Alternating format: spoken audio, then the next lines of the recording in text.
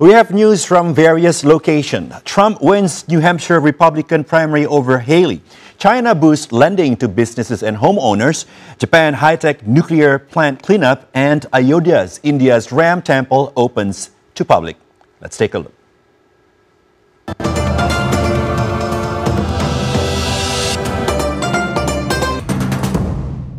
Pacific Island nations progress toward ocean preservation goals.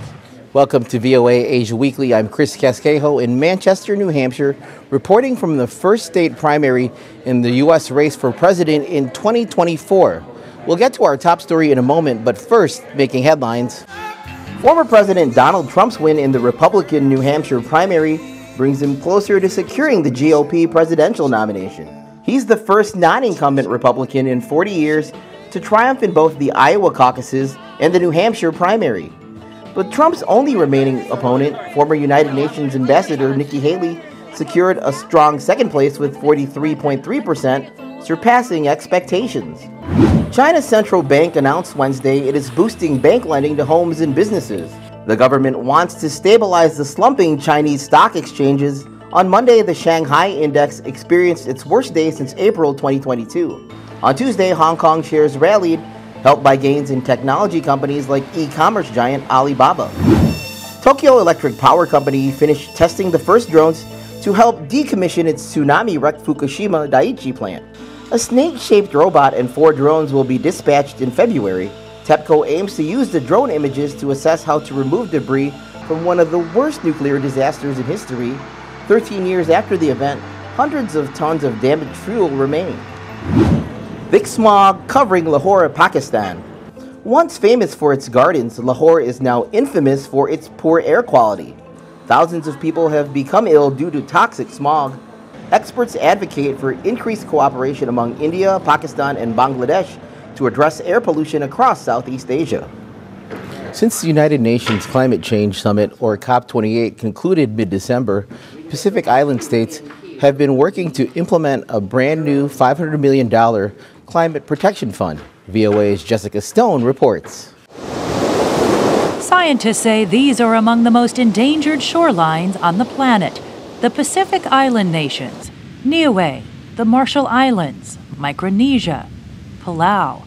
Together, they are on the front line of the battle against climate change. As ocean states, we say protection of the oceans is an important component because it's the largest carbon sink. Every second breath you take comes from the ocean. Palau President Surangel Whips Jr. says ocean conservation has long been a way of life for those who live in the Pacific Islands.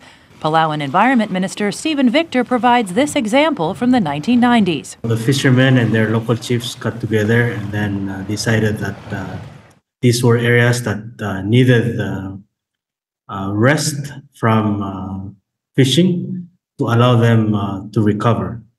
We should be proud of our historic achievement.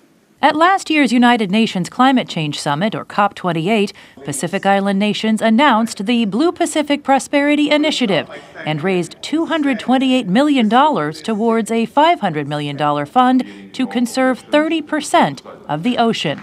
National Geographic's Pristine Seas program is already helping Palau set up a marine protected area and stands ready to advise other Pacific nations as well, says founder Enric Sala. We are there for the long haul to make sure that the protected areas are designed properly, located in the right places, so they can maximize the benefits to marine life, to local people, and to the climate. Sala says walling off critical fishing grounds is a proven way to replenish them within 5 to 10 years.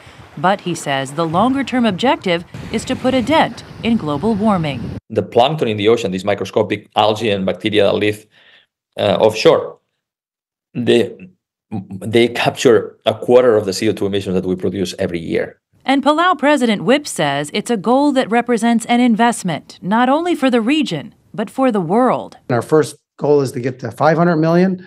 I'd like to see the fund get up to 2 billion. It's 15 countries. 15 countries desperate to protect their precious resources. Jessica Stone, VOA News. Visit voanews.com for the most up-to-date stories. I'm Chris Casquejo. Finally, hundreds of thousands of people gathered outside the controversial new Ram Temple in the Indian city of Ayodhya on Tuesday as it opened for the first time to the general public. Temple management expects 100,000 visitors each day for the next few months. It is on the site of a mosque destroyed by rioters 30 years ago. Thanks for watching VOA Asia Weekly.